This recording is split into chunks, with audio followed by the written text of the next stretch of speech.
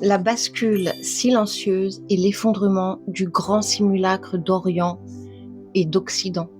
Les événements viennent encore de franchir une étape. Ce que l'on appelle les éveillés, ceux qui suivent l'actualité sous-jacente et savent décrypter les grands mouvements géopolitiques de ces dernières années, savent que Hillary Clinton et Bill Clinton ne sont plus de ce monde. Ils ont été exécutés comme beaucoup d'autres figures publiques pour crimes contre l'humanité, puis remplacés soit par des images générées en CGI, soit par des sosies lors de leur apparition publique. Aujourd'hui, le moment est venu pour eux de rendre officiellement des comptes. L'affaire Jeffrey Epstein agit comme un catalyseur. Elle met progressivement en lumière le véritable visage de nombreuses personnalités impliquées dans des réseaux occultes. Cependant, ce n'est pas le cœur du sujet ici. Le véritable enjeu est ailleurs. Une partie de l'humanité est en phase de réveil, une autre demeure en sommeil profond. La révélation progressive des scandales et des manipulations sert précisément à basculer cette seconde partie. Le choc des révélations n'est pas accidentel, il est pédagogique. Il force la conscience à sortir de sa torpeur. Le conditionnement des masses par le système a été colossal. Le lavage de cerveau a été méthodique et mondial. L'épisode du Covid en a été une démonstration éclatante. La polarisation autour de Donald Trump en est une autre illustration. Beaucoup de ceux qui le détestent ne savent pas réellement pourquoi ils le détestent. Leur réaction n'est pas le fruit d'une analyse personnelle approfondie. Elle révèle d'un réflexe conditionné. Ils ont été exposés à un bombardement médiatique constant. Le phénomène est comparable à une réponse pavlovienne, à l'évocation du nom de Trump. La réaction émotionnelle surgit instantanément, sans recul critique.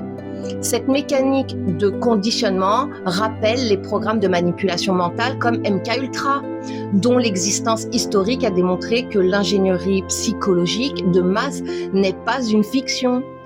Trump n'est pas parfait, personne ne l'est, mais il agit selon cette lecture dans une stratégie de transformation globale. Il souffle volontairement le chaud et le froid. Il provoque, déstabilise, expose les contradictions. Il fonctionne comme un joueur d'échecs, anticipant plusieurs coups à l'avance. Sa méthode s'apparente au principe exposé par Sun Tzu dans l'art de la guerre. Vaincre sans combattre directement, remporter la bataille psychologiquement avant même l'affrontement visible. Lors du discours sur l'état de l'Union, il met en évidence les contradictions des démocrates et expose ce qu'il considère comme leur incohérence vis-à-vis des intérêts américains.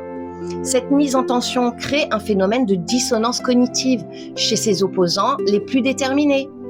Plus les incohérences apparaissent, plus la réaction émotionnelle s'intensifie. Il faut comprendre que le monde traverse une phase de transition. Ce qui est présenté comme toujours en place, l'ancien système, les anciennes structures de pouvoir, ne dirigent plus réellement les opérations selon cette vision.